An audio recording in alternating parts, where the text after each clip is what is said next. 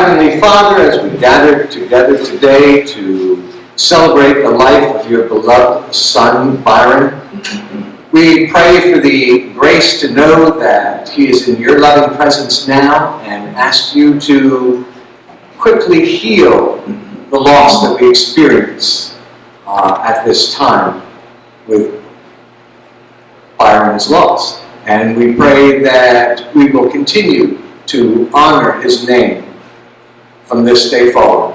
This we ask in the name of your Son, our Lord and Savior, Jesus Christ. Amen. Amen. So we're here to commemorate Byron, who, as we all know, passed rather quickly of a massive heart attack. Kind of hit home to a lot of us because I don't see many young people here. And, you know, at our age, people just start dying. We're having that conversation tonight. People pass suddenly, or they get cancer, so it's just part of the cycle of life, ultimately. As much as we can be depressed about it, we're really here to celebrate his life. I myself, I'm actually a new friend of Byron and Jerry's as of just a few years. And actually met Byron probably a couple years ago at Mary's. Mary does my hair and a bunch of other people in town, and she's on the main street and has one of the shops there. And I was getting a haircut and Byron stopped in and we started all chatting, of course. And I found that Byron had this great interest in architecture, genealogy, history, sort of a lot of the things I'm personally interested in, but it's difficult to find people of that same interest. So we kind of hit it off and we started doing some trips to see some historical sites in New York, and I got to know, again, Jerry pretty well, and Jerry, of course, does some legal work for me as well, and all of that. So it was too fast because we had plans to do more things, to see more things. We went to, say, Albany to see some of the historic homes, the Styler Mansion, and Saratoga Springs with Jerry, and of course we're all looking forward to doing more things of that in that historical context. Where our next trip we were planning to go to, what is it, the Saratoga Monument, where that Battle of Saratoga was? We were discussing that. So as you know, Byron was somewhat of a historian, and I don't know how many of you are familiar with his personal work. Should I read the obituary? Have most people read the obituary here already? Yes, so I don't really need to go over that, right? But what was new to me here was some of the work that Byron did. And Jerry must have put this together because it's a work history of Byron, which I thought was Byron did that. I found it on his computer. All right, really? Byron did it? Okay. He was prepared. Yeah, I guess so. Yeah. So this goes way back, evidently, to high school. 3 years he worked at A&R cleaning of the Gimbel's department store, which I'm not sure where that was, maybe in Mount Vernon or Scarsdale. New York City. New York City, okay. Because he was able to commute in, and Byron said he loved going to the city on the weekends, you know, after school, they could just hop on the train and go in with friends. He graduated from what school? Salesian. Salesian. And Grade then, school, then he went to, Salesian was high school, excuse me. Parents thought it was a little bit safer than Mount Vernon High, so they tried to keep him alive, so they sent him to Salesian. He wasn't crazy about it, however, but that's another story. Okay, all right. But he survived. Yeah. He survived. Then he went to Iona. Yeah. And graduated there in 77. That was his master's, right? No, that was actually a Bachelor of Science. Oh, his bachelor's, I'm sorry. Marketing Management. Yeah. Then he went back to Iona and got a degree in elementary education in '93. Okay. That was his master's. Didn't really want that either, so he wanted library science, and that wasn't wrong. Yeah. Yeah, that's a great lady here. So his forte, his love was really genealogy and history Antique books. and I wasn't quite sure, I knew there's a bit of his going back with his, he did a DNA test evidently, and the test results showed that his ancestry goes back to, here I have to get my glasses on here, excuse me. I can't even say the name, Athia Hale and Samuel Hale, Benjamin Rolfe, John Rolfe, Henry Rolfe. Now we're talking 1678, 1651. So his family went way back to the original settlers, right, in the Hudson River Valley. So he must have Dutch ancestry originally, I believe so. basically, and probably Dutch English, whatever the mix was. And I think that also was one reason he was interested in genealogy. Probably. Was his His heritage. mother died when he was 13, and he was sort of adopted by another lady in Mount Vernon who worked at the Mount Vernon Library. She was involved with the historical room, Mm-hmm. so she got Byron really into that. And she became almost like a second mother to Byron, and we continued to follow her. She moved from Mount Vernon to Salisbury, Connecticut. We would visit her in Salisbury, Connecticut.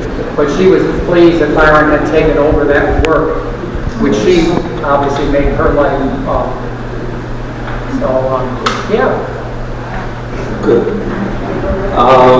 You want to come up here too, or you? Oh, I can. Because we can. I've read this eulogy that I wrote for Byron, but I can't handle reading it.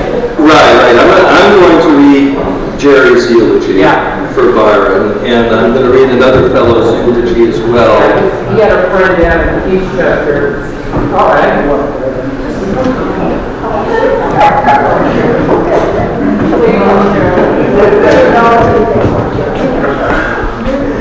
Jerry's able to fill in the blanks much better than I guess, yeah, Greg, you're new to the scene, but naturally, Byron and I have been together for 25 years, so I got to know him pretty well. And we were married in 2010. That was 3 months before I had a near fatal heart attack myself. So I was trying to prevent another one, so I learned how to prevent that by eating plant-based nutrition. I went to the Cleveland Clinic and was basically given the program and understood the science, and then learned how to eat that way to avoid a repeat and to avoid further damage.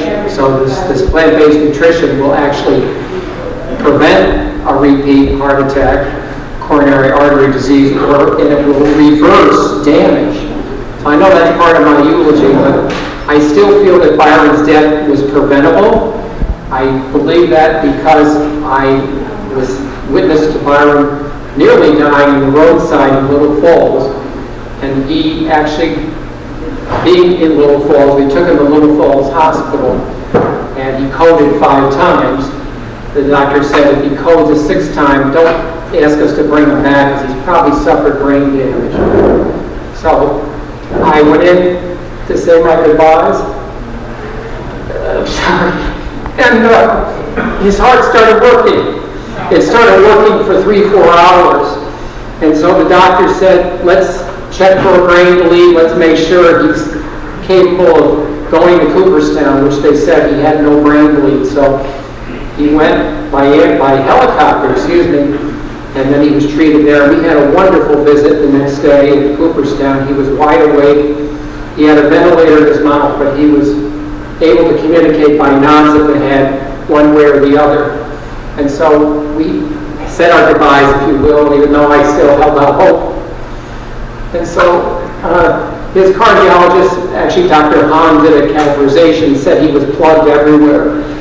He had the Widowmaker, which I had, but he also had the Circumflex 75% above the Widowmaker plug. And then he said every other vessel in his heart was plugged, both sides, middle included. So he said they couldn't do stents. So they then suggested bypass or a heart transplant. However, he wasn't strong enough for that. His ejection fraction was 17. Your normal ejection fraction should be 50 or higher. When I had my heart attack, it went to 30. It's now 40, and it's improving actually as a result of some stem cells I got in Panama City, Panama in June of last year with Byron accompanying me. I actually was hoping that Byron could have gone to Panama too. I called them to see what they could do, but it just happened so quickly. But Byron was transported finally to Strong Memorial in Rochester. They had this very unique heart pump that they were recognized worldwide for, and it was apparently able to be inserted much like a pacemaker, and it would do the job of the heart. And the thought was he would be then able to stabilize himself and eventually be able to surgery. But things progressed downhill pretty rapidly in Strong. And they told me initially that he probably lost blood supply to his legs below the knees, and he might have to lose his legs below the knees. So they said, we can't be sure, so they said, if you'd like our vascular team to check that out, we can. He didn't really have any brain damage, they thought, based on his behavior in Cooperstown with the doctors and with me. They thought he was okay. So I said, fine, Byron would probably live with prostheses, okay. They've improved them. So I said, proceed with the vascular work, and then they basically, next call, the cardiology team said, unfortunately, Byron is losing too much blood. And I don't know if it was from what they did with the legs, but he was losing too much blood, and so they said that he wasn't going to make it. They were giving him blood, but just couldn't keep up. And so they said he wasn't going to make it. So I said, in Cooperstown, he said he wasn't in any pain. He told me that several times. And I figured at this point he was. They said they could keep him alive for a couple of hours, 4 hours actually, to drive out there until I got there. But they said, be aware, he's unrecognizable, he's bloated, he is unconscious. And so I made a decision then to have him made comfortable and let him go. And I talked to Jay. It was a hard decision, but we did it. And so he's gone. But he still is around. I've seen him. He's probably here. He's at the house. And it's comforting. It really is. So my sister's here. She had lost her daughter in a plane crash, and she had an experience with her daughter after she passed. So it's a wonderful opportunity to close, if you will, knowing that your loved one is in a better place. And I believe Byron is. Cut short, perhaps. I believe it was preventable, but I won't go there because I know I've been met with resistance by my cardiologist, going to Panama especially, and I know with my own family. Byron, he loved his chicken, he loved his fish, and our acupuncture doctor was here. He told Byron, eat all the fish you want, but this Dr. Esselstyn doesn't believe in that either. But we wouldn't have known that had they not done the catheterization. If we didn't know that, we wouldn't have really known what Byron died from. But it was coronary artery disease that was ongoing for years, they said. The way to prevent that is food. It's a foodborne illness. I'm going to continue to do it. Actually, I'm alive, but I realize symptoms don't develop with everybody at the same time. Some people develop symptoms when they're very young, some when they're later. Obviously, some people live to 100. But this Dr. Esselstyn was a medic during the Vietnam War, and he did autopsies on our troops. And even at that young age, in their 20s, he saw the beginnings of cardiovascular disease. So he believes it's a pediatric disease which should be treated that young. But again, our country really isn't too knowledgeable about nutrition. And we're learning, we're getting better. But it's taken time. And through myself and others who've experienced it, gone to Cleveland, and I'm thankful to David Pye for making that connection. I'm kind of getting ahead to my eulogy, but I'm glad that I can do this and tell you a little bit about what happened to Byron. But over there on the table, you can see trains. Byron loved trains. He loved Arizona too.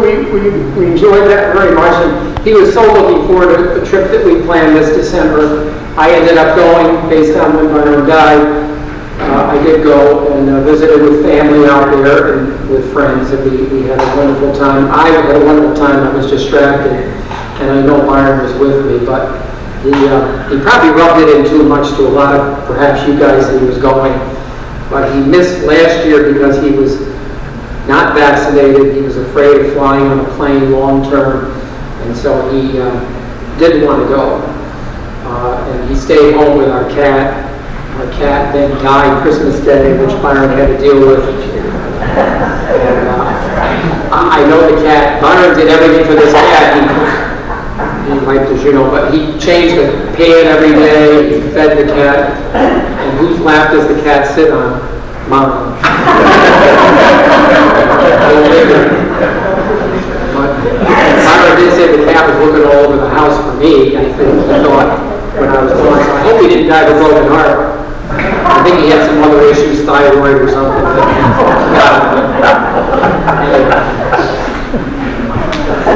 So obviously Byron is all over the place here, so you can take a look at the pictures. Byron kept a photo album, and I never saw it until recently, but he had a picture of himself from the day of his birth, the year of his birth, right up to the present. And he'd ask me for pictures once in a while, and I never kind of knew why, but he didn't have one, so I gave him a picture.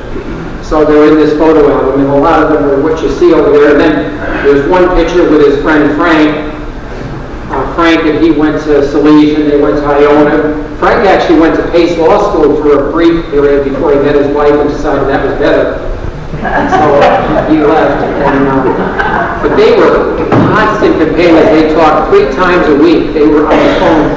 And I would hear this, and it was the same thing over and over. But they both helped each other. They both had a little anxiety. And they also dealt with that by talking to each other. So Frank is here spiritually, and he is going to be seeing this thanks to J.S.Trodler and anybody else who can't be here. So I'm grateful for Steve for doing this, and Dave and Sherry, of course, obviously all of you for coming. It was really great that you could all be here to celebrate Byron's life. He's met so many of you just walking up and down Main Street, and Mary said he became a fixture. And I was the lazy person sitting in the office doing my work, I guess, which Byron was very patient. He would let me work even after 5, and he quit. And then I'd work there for a few hours while it was quiet. He never pushed me. What Jerry doesn't realize is when Byron used to skip out to Arthur's or wherever, he would have a massive steak. Some things are better not known. Not true. He would usually eat fish. But He loved his fish. He loved chicken also. But there was a gentleman here from Subway from Little Falls where I frequented every day, I still do. They would make this veggie delight for me. I bring my own Ezekiel bread because my wellness doctor, Dr. Esselstyn, said you got still high triglycerides. We need to work on that. So he diagnosed all that I ate and figured out those Subway bread, you got to stop those rolls. So he said, try to bring your own bread and see if they'll toast it for you. And they did. And they gave me the seal of the century with a price of like a cookie or double cheese. I knew the owner who's a chiropractor actually in Missouri. He bought a place up in Utica Subway. So both places took good care of me. But Sam Wilson, who's here from Shirley actually originally, has been most involved with my eating there. The night that this happened, Byron was sitting in the car. He ate it, me and Pete McGowan's that day, had a tuna fish sub, I believe. And he then could handle me working a little bit late, and he obviously sitting while I was in the car waiting for me. So he waited, and he was very patient about that. He understood the work was there, had to get done. But he was also very strong for me. He helped me become a lot stronger. As a gay person, it's very difficult, living in a community, no offense, but in a bigger city, it's sometimes easier. My father did warm up to it initially. Some of my family, friends, it's not easy. But a friend of mine told me before Byron, I dated a guy who said it's just an aspect of your personality. It doesn't define you completely. And so, knowing that, it's just one part of you. It's a small part of you, perhaps. But it is a big part of you as well, with a relationship. And I always felt alone, and I wanted to date. Charlie Sullivan would say, gee, Jerry, you got to start hanging around with people your own age. and I was hanging around with all the old people in town. No offense. It's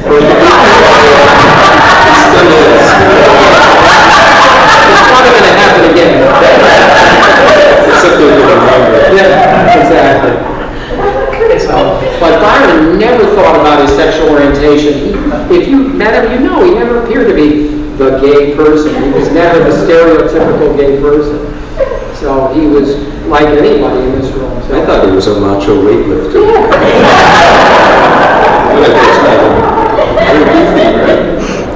We used to go to the Clark Gym in Cooperstown, work out and did high-impact aerobics. And Linda Mitchell, who was our instructor, took a picture of, well, I take that back.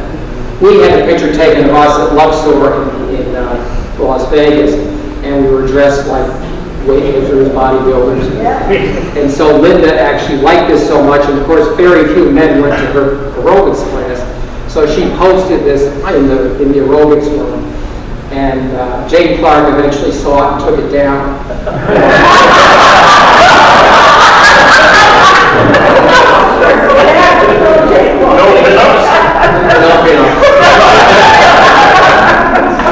That I didn't bring, that picture I didn't bring, and I didn't bring a picture. Obviously we like men, so there was what do you call it, a calendar of Australian firemen that our friend in Arizona sent us, and so Byron loved that. Not that I didn't, but they all had cats on their arms. Every picture has a fireman with cats. That's a little eccentric, Jerry.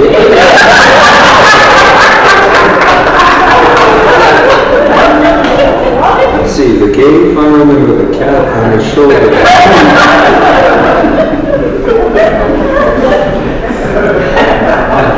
Anyway, I really thank you for your support. Byron was my strength. He never thought about his sexual orientation. He got me to the point where I thought less of it too. Just do your work and be nice to people. That's all that should matter.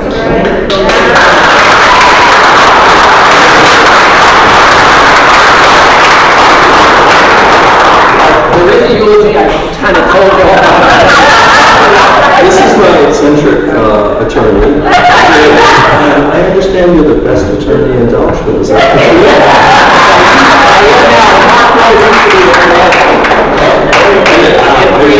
So when I first arrived, I was one of four, I guess. Because you had Charlie and Ed, Mark, I don't know if you were around at that time, Fran Kuda, and myself, right? So, yeah. But now I want to know if you're the best attorney. Well, I guess I'd have to admit to that.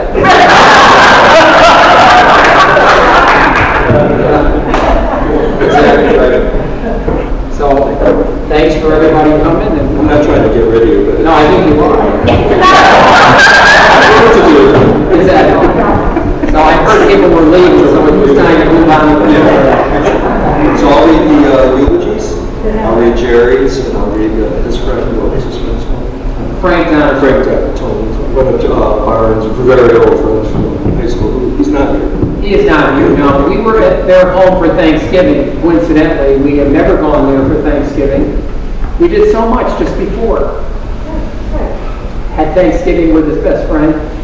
Actually stopped at the Scarsdale Library. We passed it numerous times. And Byron finally said, yeah, take me in there. I'd like to see if anybody's there that I knew. This is 20 years later. And there were people in there that he knew. So he reacquainted himself. I took a picture of him. That would have been in next year's photo album of him looking at the window in the office that he was in when he worked there. He loved that work too. But yeah, we spent time with Frank and Gail and Tommy, his wife and child. And then obviously Byron met his friends at the Scarsdale Library. His other friend, Mark Sperber, who was from Mount Kisco, very good friend. And he worked for, what's the big power company in Manhattan? He worked for that. Con Ed, thank you. I knew Greg was so somebody would know. But he worked there for many years as an accountant. And then he actually moved to New Jersey. And then he's got another guy in his life. And they live now in Fort Lauderdale, Florida. So naturally he can't be here either. But we did see Mark and David in Core Life in Albany. Byron wasn't big into vegan, but he did like Core Life. They did have things that he could eat. He liked the mac and cheese there. He liked the chicken. My brother Bill, who has prostate cancer, he was up visiting and he had a steak there, so yeah, you can have that kind of food there as well. But actually we had dinner with Mark and David in Core Life. And Byron also liked a vegan restaurant that we found in Syracuse. Somebody at Parkside would introduce us to that place called Strong Hearts. And Byron liked the cupcakes there. Yeah, he enjoyed that. But he wasn't ready for vegan. He loved his food. And that was really what he looked forward to in his later years. He said, both of us, at least we could enjoy our food. And then that was taken away from me, sort of. But in hindsight, it was a good move. I'm still here. So I suggest anybody check it out. If you've got issues with cholesterol, plaque, check it out. It's a small price to pay to be amongst the living. And there's a lot. We were in a Boston restaurant recently with Charlie Sullivan's daughter and her husband. And we were staying at Falmouth, Massachusetts. I rode the bike trail, the Shining Sea Bikeway, which was great. Byron wouldn't go. He said, no, his knees bothered him. So I don't know, maybe it was something else, but he didn't rent a bike and ride the bikeway, which I went about 16 miles. It was great. But then we visited Leslie Frank and Jerry Frank, who live in Boston. And so I said, Leslie, I'm a vegan, as you know. Is there a restaurant you know that I could possibly have something? And she had no clue. She said, let me look it up. She couldn't find it, so then I found one, Live Alive, on Boylston Street in Boston, about 10 minutes from their house. Did I already say this? But in any event, Byron went with us, but he didn't eat there. He ordered butternut squash soup, and he didn't like it, and so he went to Starbucks next door and brought something over to eat. But Leslie and Jerry ate, and I ate there. And Leslie said it's only one time, but she didn't even know about it. And then in Phoenix, I found on YouTube another vegan restaurant called Giving Tree Cafe, and Dr. Esselstyn had eaten there. So I said, oh, this has got to be good then. So I ate there quite a few times when I was out there. And then his daughter, the owner's daughter, has a restaurant, the Chocolate Tree Cafe up in Sedona, where Dr. Esselstyn has many retreats. And so I never went to Sedona, but someday we'll maybe get up there and check that restaurant out. But there's plenty of places you can go, more so in the bigger cities. But I have to say, Arthur's did a great job for me a few times to make something that I could eat. So I was happy about that. But otherwise, it's Subway. Subway at Little Falls, and I'm happy with that too. You're kind of tired when you get home. You don't want to cook. I had cooked vegan lasagna. I don't know if I've ever made it out here or not. Yes, I did make it out. I made that, and I made some vegan Belgian waffles that I just learned on a YouTube post from Dr. Esselstyn's son, Zed. So if you want to learn, you just got to go on YouTube. It's all there. And it's amazing. It's good. It's all how you season it, right, Jim? Judith's been making some wonderful stir-fried veggie dinners for me, and it's all the Chinese seasoning that really makes it tasty. Because eating just vegetables, I agree, my family was, ugh, how can you eat that? But you got to have something with it. I'll put in there some organic brown rice from Trader Joe's with my veggies, or I'll put in some cauliflower just to give it a little more substance, to make it stick with you a little bit. But it can be done, and we're learning. We're doing more and more to learn about that. So, but that's it. Hey, you're welcome to come. I know we have Father Kyle. I've been going to the Episcopal Church over in Springfield Center. Byron and I were married in the Episcopal Church. Religion is kind of important to me, so we were married in St. Mary of the Harbor Episcopal Church in Provincetown. And we were actually going through our pre-Cana with Father Fred Bailey in Utica, now in Syracuse. So we might have a Catholic service for Byron out in Syracuse at some point. And Byron and I like going out there. There was a men's group. He'd have a special mass on Sunday at 5 o'clock for the men's group. but Father Fred, has been very important in my life too. I'll just tell you a funny story. Father Fred was the chaplain of the police and firemen in Utica. And Father Fred, he was an openly gay but celibate priest. And he was accepted in the Syracuse diocese, but the police and firemen didn't accept him, to the point where they uninvited him to be their keynote speaker for 9/11. And so he gave this big coming out sermon at St. Francis de Sales Church in Utica. And I went to that. Byron went to that, to a packed house. And it was so moving. Great speaker. And so that next Monday, I'm not a great bowler, but having her then and having the Catholic guilt kind of lifted, I bowled a 290.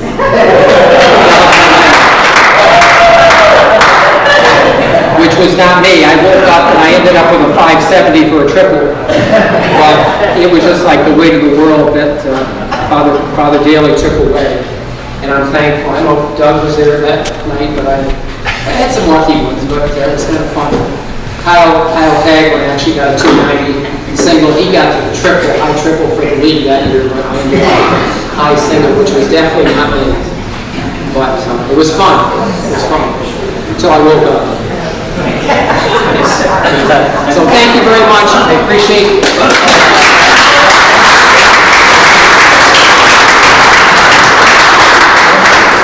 You're all welcome to come up. I know there's probably many stories. Steve, if you got enough film in there, I don't know, but thanks. Yeah, we have enough film. It's good. You do. I know. I'm still the old school. This is all digital. May not have enough battery. Yeah, Mark. Yeah, come on up. I think if Father Fred had a cat on his shoulder, then maybe the firemen would have accepted it. Maybe. There you go. Probably. You never know what they're doing on the side. All right, so Byron ended up working at a number of different places, often libraries. One of his favorite jobs was the New York State Historical Association in Cooperstown at the Fenimore Museum, which evidently what was her name? Jane Clark of the Clark Foundation funded and evidently pulled the funding for that for some reason. I guess cash flow was poor that year. Something. They say she's very wealthy. I've never met the lady. And he would always do genealogy for people, do research for people, try to get them into some organizations, Daughters of the American Revolution, etc., etc. So I'll read the two eulogy. It says, on December 9th, my best friend passed away. This is written by Frank Donatone, who Jerry just mentioned again. And he left in me an empty place in my heart, a place that nobody can fill. That Thursday was one of the saddest and most painful days I've had in my life. It was the day I got the call from my best friend that my best friend had died. It is a memory that I cannot erase from my mind, nor from my heart. Though I told Byron many times that he was the brother I never had, I would give anything to turn back time and tell him how much his friendship meant to me one last time. Byron was my loyal friend and confidant for 50 years. He was more like a brother. We had many experiences during that time. We laughed, we cried, and we laughed again. I can go on for hours talking about the kind of person he was, but I think many of you here already know. Byron was the friendliest, most comprehensive and humble person I have ever met in my life, always interested in people's lives and worried about the welfare of others. Friendship is not an easy thing to grasp. It's not something you can see or touch or put into words easily. It's something you feel. When I first met Byron at Salesian High in the 12th grade, I then knew and felt that we would be friends, for Byron surely had a gift of making you feel welcome and at ease. The last time Jerry and Byron came to my home was for Thanksgiving. Who knew that it was going to be the last time I would see him? People say that time heals all wounds, but today I can tell you that's not true. Till today, I feel the same pain in my heart that I felt that Thursday morning. I know he is closer to me and that there is no distance or time difference that separates us now. I thank you, Byron, for those years of friendship that you gave me. Thank you for everything that you did for me and my family. I want you to know, my friend, that I will miss you and that I will always remember you. You will forever be my brother and part of my family. Regards, Frank. Lovely, written well, I think, as friends, which is always, it's nice to be able to have friends that you have been close with for years, and that you carry your friendships on with. It says, on December 9th, my best friend passed away. And this is written by Frank Donatone, who Jerry had just mentioned again. And he left in me an empty place in my heart, a place that nobody can fill. That Thursday was one of the saddest and most painful days I've had in my life. It was the day I got the call from my best friend that my best friend had died. It is a memory that I cannot erase from my mind, nor from my heart. Though I told Byron many times that he was the brother I never had, I would give anything to turn back time and tell him how much his friendship meant to me one last time. Byron was my loyal friend and confidant for 50 years. He was more like a brother. We had many experiences during that time. We laughed, we cried, and we laughed again. I can go on for hours talking about the kind of person he was, but I think many of you here already know. Byron was the friendliest, most comprehensive and humble person I have ever met in my life, always interested in people's lives and worried about the welfare of others. Friendship is not an easy thing to grasp. It's not something you can see or touch or put into words easily. It's something you feel. When I first met Byron at Salesian High in the 12th grade, I then knew and felt that we would be friends, for Byron surely had a gift of making you feel welcome and at ease. The last time Jerry and Byron came to my home was for Thanksgiving. Who knew that it was going to be the last time I would see him? People say that time heals all wounds, but today I can tell you that's not true. Till today, I feel the same pain in my heart that I felt that Thursday morning. I know he is closer to me and that there is no distance or time difference that separates us now. I thank you, Byron, for those years of friendship that you gave me. Thank you for everything that you did for me and my family. I want you to know, my friend, that I will miss you and that I will always remember you. You will forever be my brother and part of my family. Regards, Frank. Lovely, written well, I think.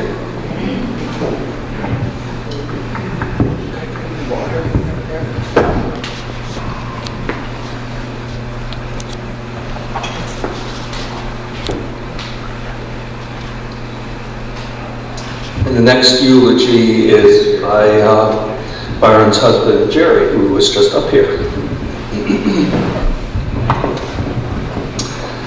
Byron and I met in 1996 as a result of Byron's ad in the Westchester Item newspaper. I graduated from Pace University Law School in White Plains and did continue to visit friends in that area. I answered the ad, we met in a restaurant in White Plains, and we immediately clicked. Byron began visiting me by train, coming to the Rensselaer train station in Albany and staying the weekend at my dad's house in Troy. My dad was a widower and welcomed our visits, which continued until 1997, when Byron decided to move to our home on Park Road in Van Hornsville. This is where we have lived ever since. Byron has been working at the Scarsdale Public Library and gave us notice that he was moving upstate. A very nice going-away party was given for Byron and I at the local country club in Westchester County.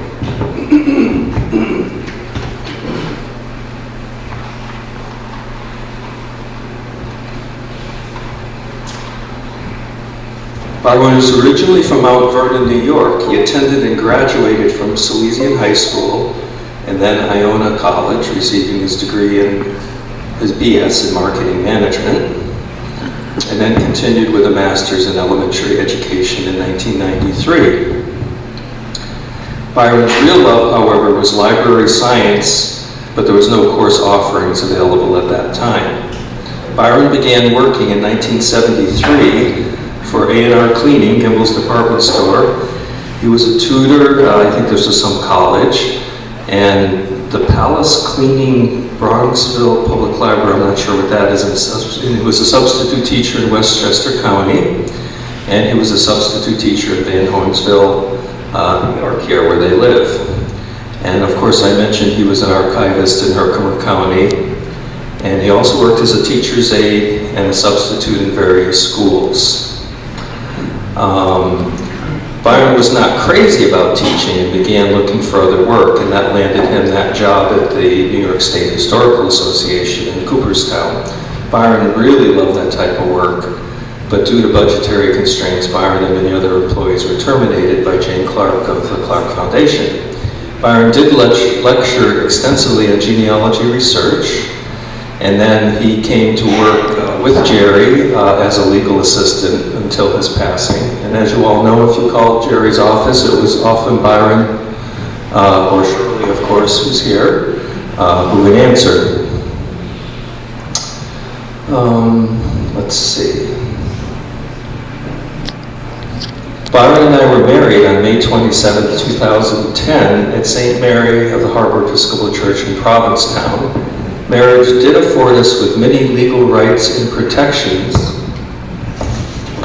which are so critical to same-sex couples as you might imagine. Marriage equally was not legal in New York until 2011. Byron was a compassionate and very able employee at Sullivan Snyder, answering the phone, preparing and witnessing document execution, and also offering his genealogical expertise in the preparation of family trees needed for estate practice. He loved this work and did state it was the hardest job he ever had. Byron would quit working at 5 p.m. and wait for me to finish some 2 or 3 hours later. Byron was very patient and understanding with me and my work ethic, which required evening hours when it was quiet. Byron was a social butterfly at the office and in the village of Dolgeville when running errands for Sullivan and Snyder and other residents and business owners in the village as well. And that's, I'm sure, how often many of you also know Byron from him roaming around town. You would run into him on the street. Byron never lost connection to his Westchester County friend, Frank Donatone, who I just read his eulogy.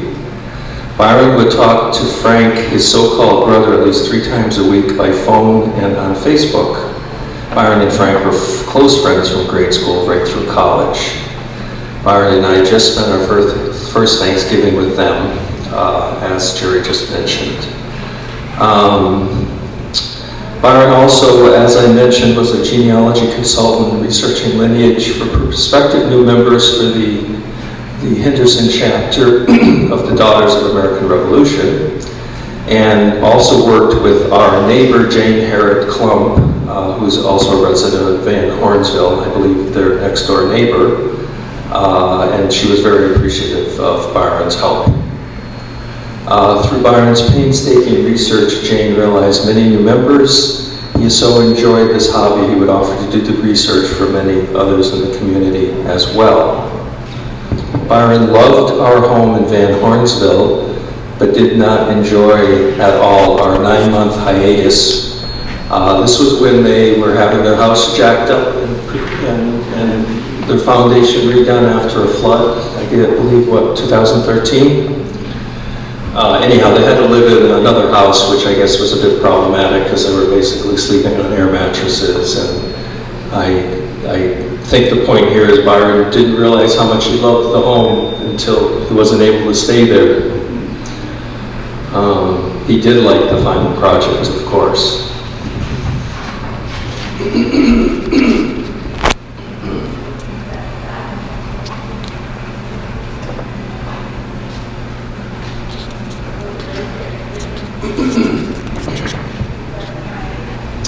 Byron and I did love to travel, especially to Arizona, where we are blessed with a second home and connections with my family and mutual friends. Byron was looking forward to our planned trip in Arizona. I believe Byron died on a Tuesday or Wednesday. I think that Sunday they had a trip planned to Arizona for a few weeks. I encouraged, and I'm sure many of Jerry's friends encouraged him to go to Arizona, so he did end up taking that trip. As much as it was probably painful for him to do this alone, it was probably healthy for him. Let's see, talked about the heart attack, the Stem Cell Institute. I threw many, like any relationships, I threw many curveballs at Byron, who did suffer from some anxiety, making that condition worse. I apologize to Byron for any turmoil these events caused him. Byron's doctor was working with Byron to help him control his anxiety. And I guess one of the main things with Byron's anxiety, he was unable to drive, which created some problems for him, I think. I think he felt a sense that he could perhaps, let's face it, driving affords us some freedom. If you can hop in your car and go visit someplace, it's very healthy, and he wasn't able to do that. So I think sometimes Byron probably emotionally felt a little stuck in that sense. Let me think, let's see. Byron loved riding in the back seat as Jerry would do the driving, where he could stretch and relax more comfortably and, quite frankly, sleep before and after work. Paul Nassar Stewart would refer to this as driving Miss Daisy. And it was odd to see them, Byron in the back seat, and Jerry being the chauffeur.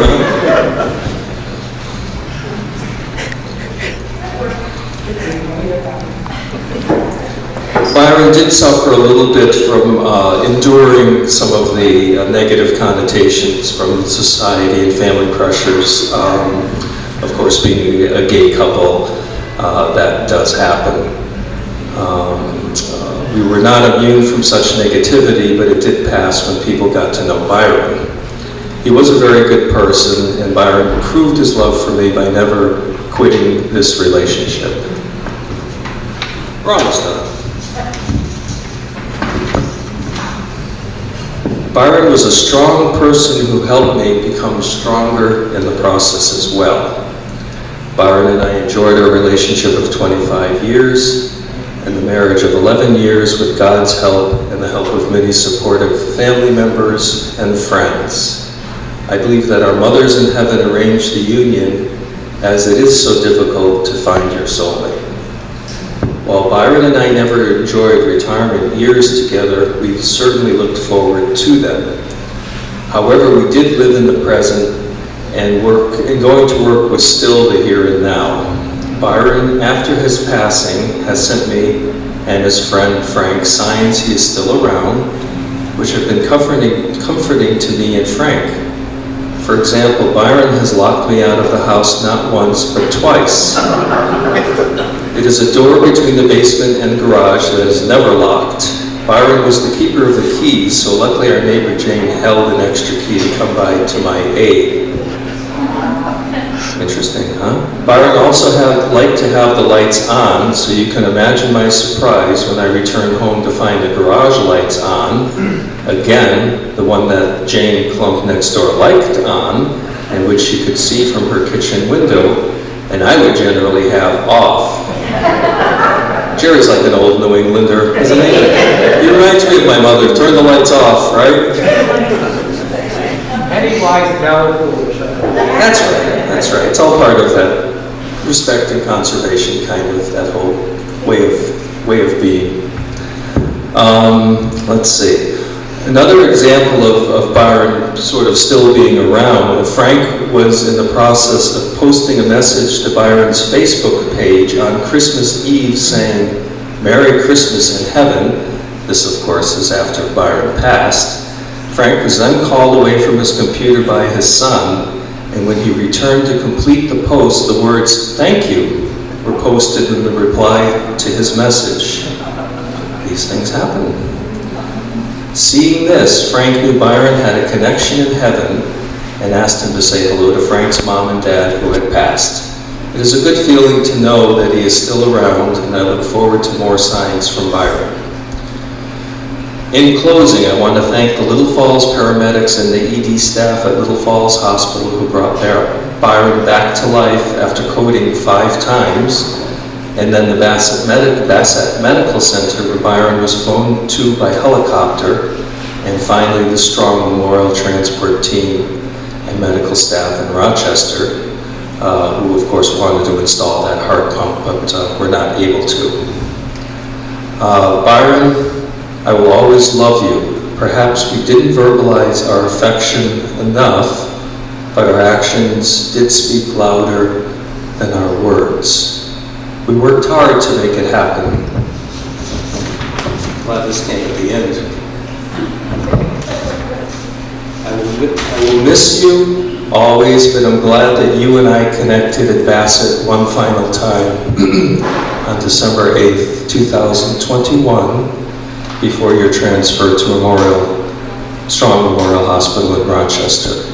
I look forward to seeing you again.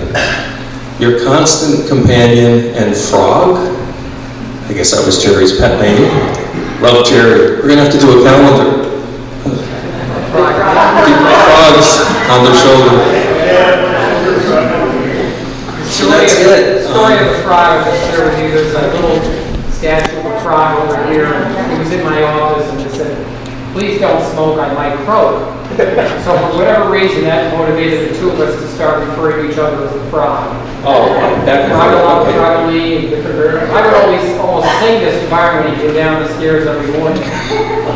But I got another frog here as well. I'm wearing my frog tie. Yeah.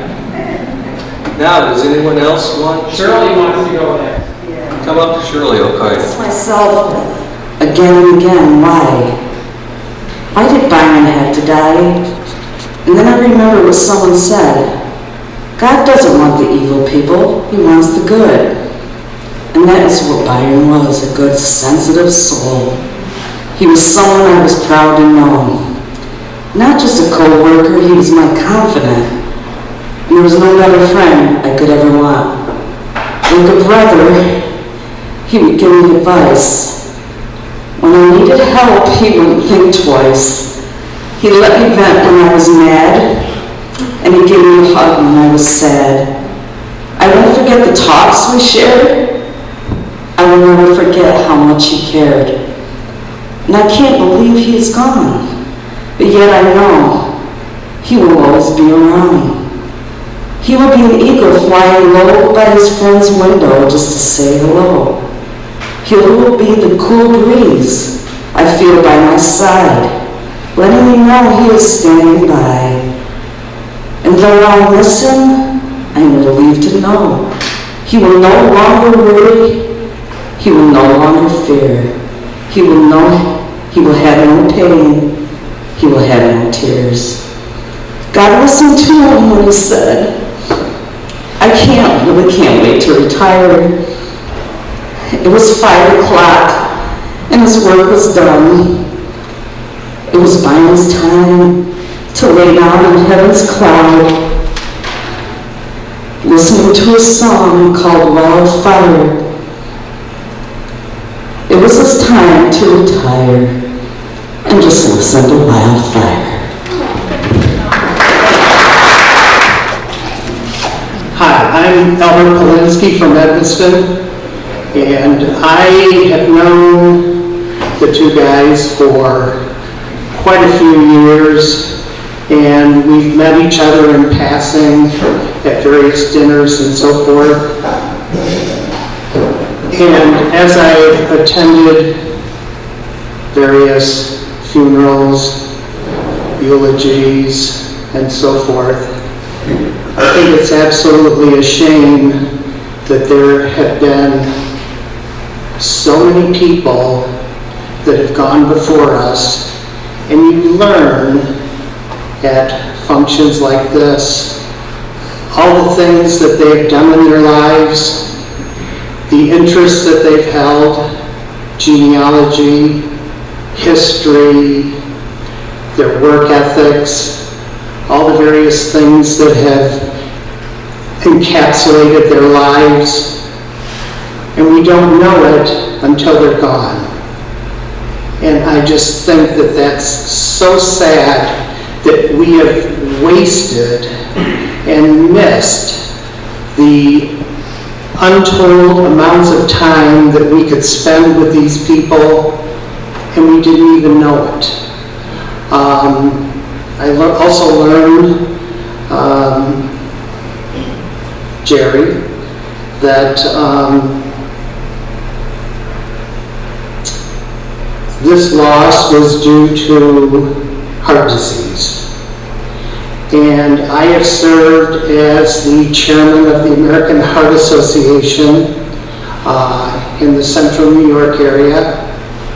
I've also been on the board of the American Heart Association for the entire Northeast, and I currently serve on a committee for the national organization of the American Heart Association out of Dallas, Texas. And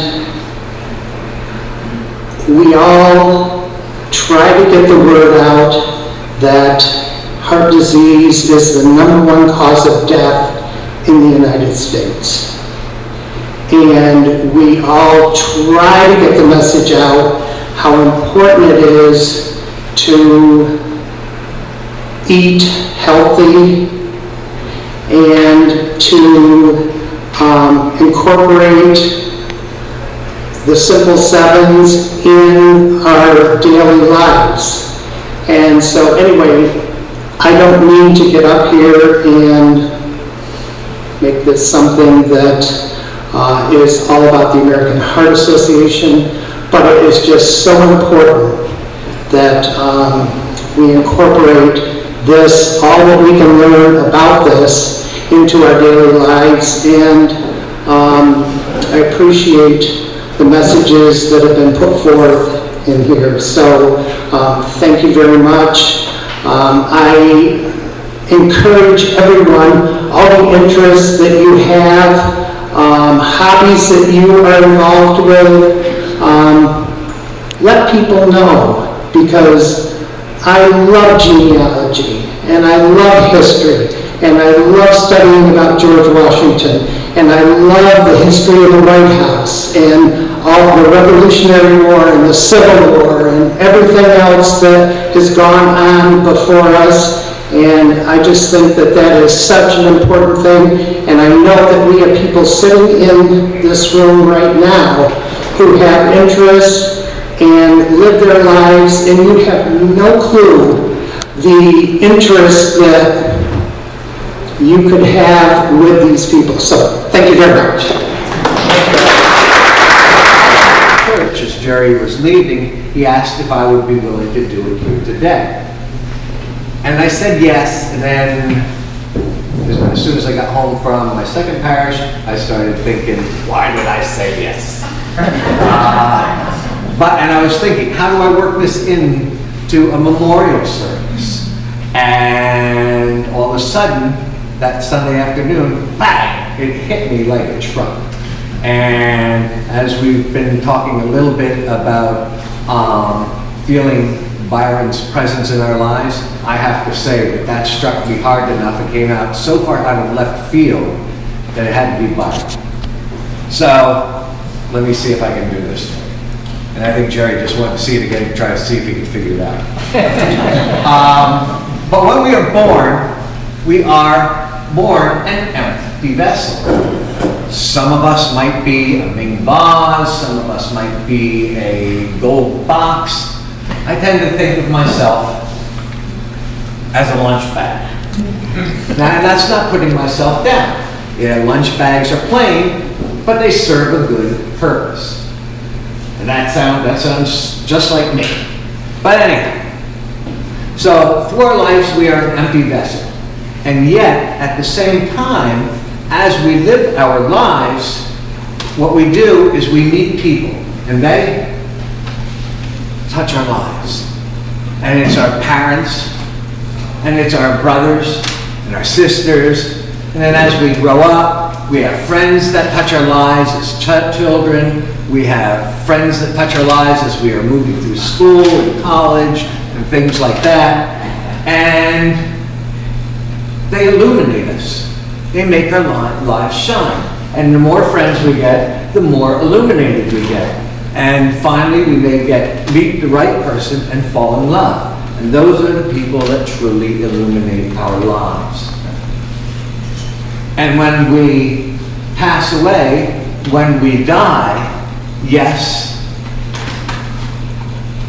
those lives may go out, but you know what? They're not gone. They're still here. They still surround us, and they surround others.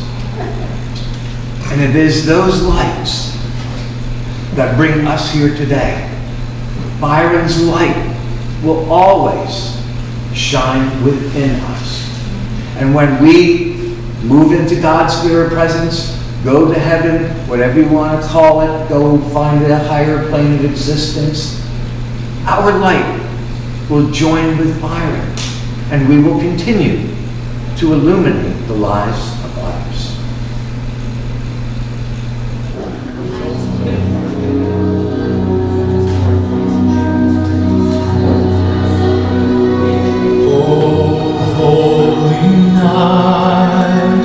The stars are brightly shining.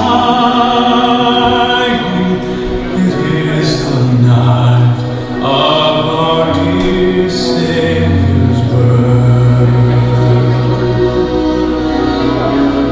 Long lay the world in sin and error pining, till He appeared and the soul felt its worth.